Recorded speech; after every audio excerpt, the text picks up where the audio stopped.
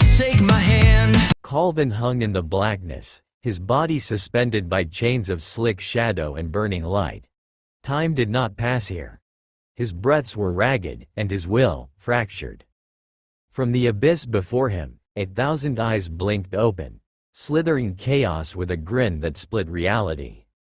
Nyarlathotep.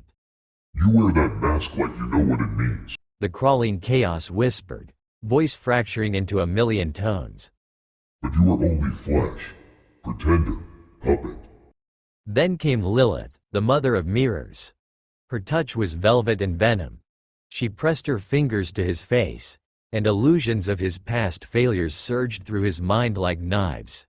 Every cultist he failed to save, every scream he silenced, every secret buried. Take it off, She said sweetly. let us see if your face remembers who you were before the void touched you.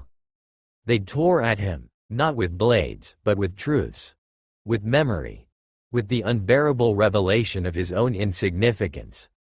His screams echoed into dimensions that had no names, and yet, he endured. Until a voice, ancient, weightless, without malice, spoke not to his ears, but to the core of his being. Accept the balance. You're the edge between light and dark. Calvin's mask began to crack, not from outside force, but from within. The symbol of the void etched itself deeper into its surface, glowing faintly, pulsing with the rhythm of a sleeping god's breath. He did not scream as the mask melted into his flesh. He did not resist as his spine straightened and his blood turned silent. He did not fear when the shadows recoiled from him, and even Lilith took a step back. Calvin was no longer just a man with a mask, he was the mask.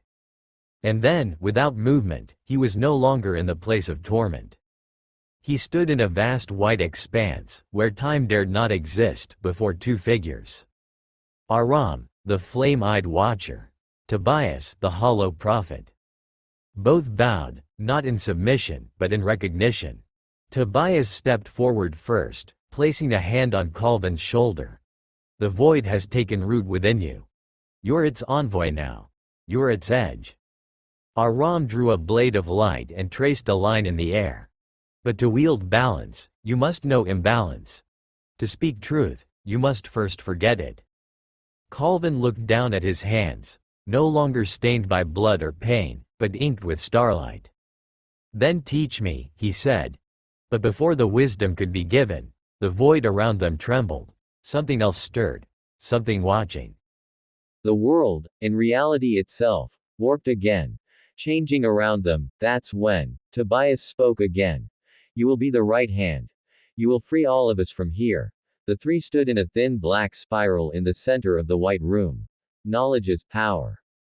Tobias put his hand on Calvin's shoulder, as Aram stood behind him, placing his hand on Calvin's other shoulder.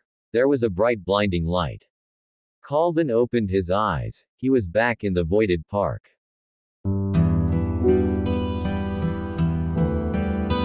You were given.